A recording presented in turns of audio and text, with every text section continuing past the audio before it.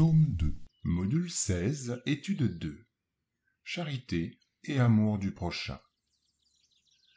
Selon les esprits supérieurs, Jésus est le type le plus parfait que Dieu ait offert à l'homme pour lui servir de guide et de modèle.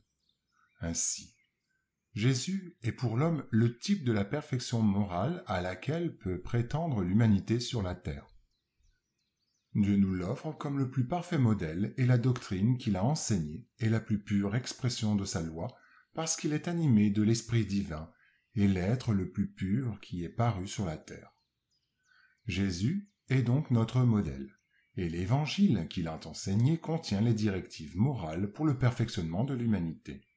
Professeur Rivail pose ainsi la question suivante aux esprits supérieurs. Quel est le véritable sens du mot « charité » tel que l'entendait Jésus? Les messagers divins répondent « bienveillance pour tout le monde, indulgence pour les imperfections d'autrui, pardon des offenses ». On peut dire que la définition de charité présentée par les esprits de la codification est la synthèse du programme d'assistance morale, matérielle et spirituelle qui est exposé de façon claire et objective par le Christ dans le passage évangélique du grand jugement. Jésus dit « Or, quand le Fils de l'homme viendra dans sa majesté, accompagné de tous les anges, il s'assera sur le trône de sa gloire. Et toutes les nations étant assemblées devant lui, il séparera les uns d'avec les autres, comme un berger sépare les brebis d'avec les boucs. Et il placera les brebis à sa droite et les boucs à sa gauche. Or le roi dira à ceux qui seront à sa droite, « Venez, vous qui avez été bénis par mon Père, possédez le royaume qui vous a été préparé dès le commencement du monde. Car j'ai eu faim, et vous m'avez donné à manger, j'ai eu soif, et vous m'avez donné à boire, j'ai eu besoin de logement, et vous m'avez logé, j'ai été nu, et vous m'avez revêtu, j'ai été malade, et vous m'avez visité, j'ai été en prison, et vous m'êtes venu me voir. » Alors les justes lui répondront, « Seigneur, quand est-ce que nous vous avons vu avoir faim, et que nous vous avons donné à manger, ou avoir soif, et que nous vous avons donné à boire? Quand est-ce que nous vous avons vu sans logement, et que nous vous avons logé, ou sans habit, et que nous vous avons revêtu?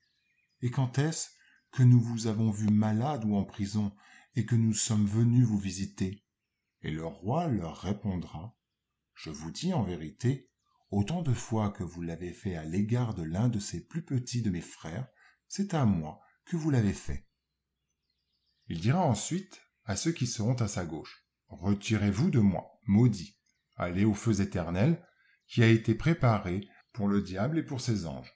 Car j'ai eu faim, et vous ne m'avez pas donné à manger, j'ai eu soif, et vous ne m'avez pas donné à boire, j'ai eu besoin de logement, et vous ne m'avez pas logé, j'ai été sans habit, et vous ne m'avez pas revêtu, j'ai été malade et en prison, et vous ne m'avez point visité. » Alors, ils lui répondront aussi, « Seigneur, quand est-ce que nous vous avons vu avoir faim, avoir soif, et sans logement, et sans habit, ou malade, ou dans la prison, et que nous avons manqué à vous assister? » Mais il leur répondra, « Je vous dis en vérité, autant de fois que vous avez manqué à rendre ces assistances à l'un de ces plus petits, vous avez manqué à me les rendre à moi-même. » Et alors, ceux-ci iront dans le supplice éternel et les justes dans la vie éternelle.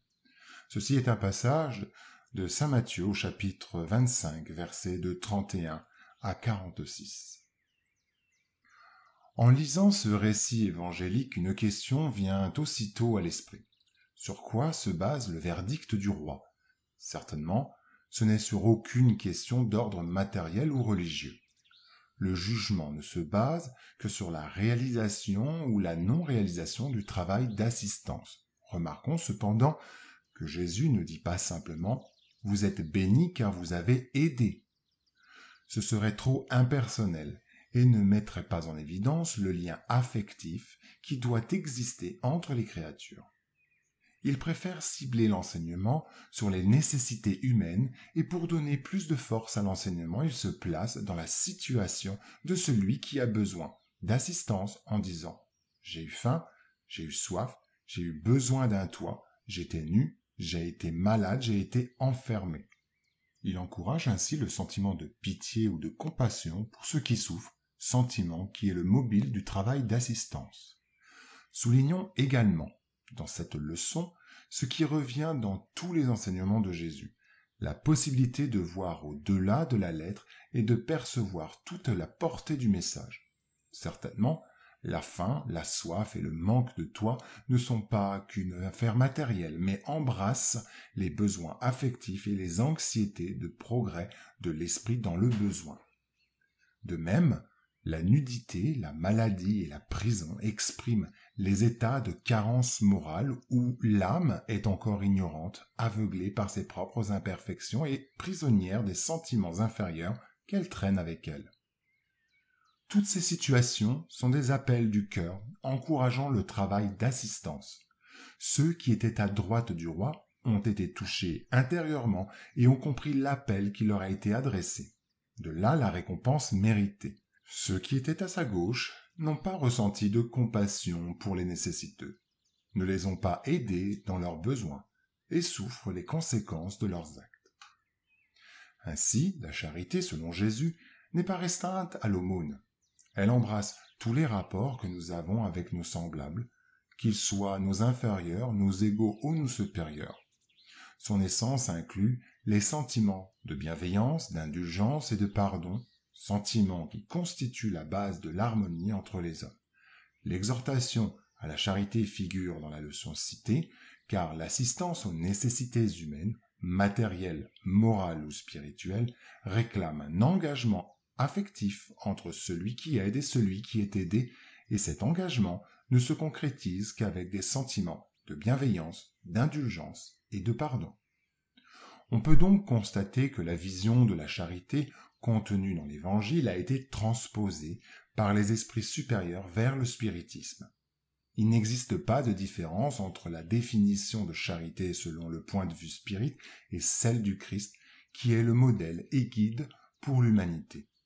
Ainsi, tout comme le jugement du récit évangélique que vous venez d'entendre s'est basé sur la pratique ou non de la charité, le spiritisme affirme « hors la charité, point de salut », car seule la pratique de la charité peut nous sauver de nos propres imperfections, en nous libérant de l'égoïsme, sentiment incompatible avec la justice, l'amour et la charité. Le message de l'Esprit Paul, l'apôtre, contenu dans l'Évangile selon le spiritisme, va dans le même sens. Mes enfants, dans la maxime « hors la charité, point de salut », sont contenues les destinées des hommes sur la terre et dans le ciel. Sur la terre, parce qu'à l'ombre de cet étendard, ils vivront en paix. Dans le ciel, parce que ceux qui l'auront pratiqué trouveront grâce devant le Seigneur. Cette devise est le flambeau céleste, la colonne lumineuse qui guide l'homme dans le désert de la vie pour le conduire à la terre promise. Elle brille dans le ciel comme une auréole sainte au front des élus, et sur la terre elle est gravée dans le cœur de ceux à qui Jésus dira « Allez à droite, vous les bénis de mon Père ». Vous les reconnaissez au parfum de charité qu'ils répandent autour d'eux. Rien n'exprime mieux la pensée de Jésus, rien ne résume mieux les devoirs de l'homme que cette maxime d'ordre divin. Le spiritisme pouvait mieux prouver son origine qu'en la donnant pour règle, car elle est le reflet du plus pur christianisme. Avec un tel guide, l'homme ne s'égarera jamais. Appliquez-vous donc, mes amis, à en comprendre le sens profond de ses conséquences et en chercher pour vous-même toutes les applications. Soumettez toutes vos actions au contrôle de la charité et votre conscience vous répondra.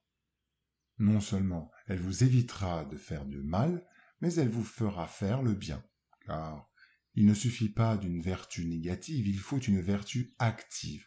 Pour faire le bien, il faut toujours l'action de la volonté. Pour ne pas faire le mal, il suffit souvent de l'inertie et de l'insouciance. Faites donc qu'en vous voyant, on puisse dire que vrai spirit et vrai chrétien sont une seule et même chose, car tous ceux qui pratiquent la charité sont les disciples de Jésus. Tous ces enseignements nous aident à comprendre que la charité est l'essence même de l'amour du prochain, de l'amour fraternel, car ce sentiment, pour s'exprimer avec tout son éclat, doit contenir les mêmes ingrédients de la charité, c'est-à-dire la bienveillance, l'indulgence et le pardon. Aimer son prochain comme soi-même. Faire pour les autres ce que nous voudrions que les autres fissent pour nous. Ça, ce sont les paroles de Jésus. Est l'expression la plus complète de la charité, car elle résume tous les devoirs envers le prochain. On ne peut avoir de guide plus sûr à cet égard qu'en prenant pour mesure de ce que l'on doit faire aux autres, ce que l'on désire pour soi. De quel droit exigerait-on de ses semblables plus de bons procédés, d'indulgence, de bienveillance et de dévouement que l'on en a soi-même pour eux? La pratique de ces maximes tend à la destruction de l'égoïsme. Quand les hommes les prendront pour règle de leur conduite et pour base de leur institution, ils comprendront la véritable fraternité et feront régner entre eux la paix et la justice. En effet, la fraternité pure ou l'amour fraternel est le plus sublime système de relations entre les âmes. La fraternité, dans la rigoureuse acception du mot, résume tous les devoirs des hommes à l'égard les uns des autres. Elle signifie dévouement, abnégation, tolérance, bienveillance, indulgence. C'est la charité évangélique par excellence. Ainsi, l'amour et la charité sont le complément de la loi de justice, car aimer son prochain, c'est lui faire tout le bien qui est en notre pouvoir et que nous voudrions qui nous fût fait à nous-mêmes. Tel est le sens des paroles de Jésus. Aimez-vous les uns les autres comme des frères. Soulignons encore que la justice, l'amour et la charité constituent, en toute rigueur, une seule et même loi, la plus importante de toutes les lois naturelles, car c'est pour elle que l'homme peut avancer le plus dans la vie spirituelle, car elle les résume toutes. Toutes ces lois, d'adoration, du travail, de reproduction, de conservation, de destruction, de société, du progrès, d'égalité et de liberté, ont leur fondement dans la loi de justice, d'amour et de charité, et se guident par cette dernière dans toutes leurs manifestations dans l'univers.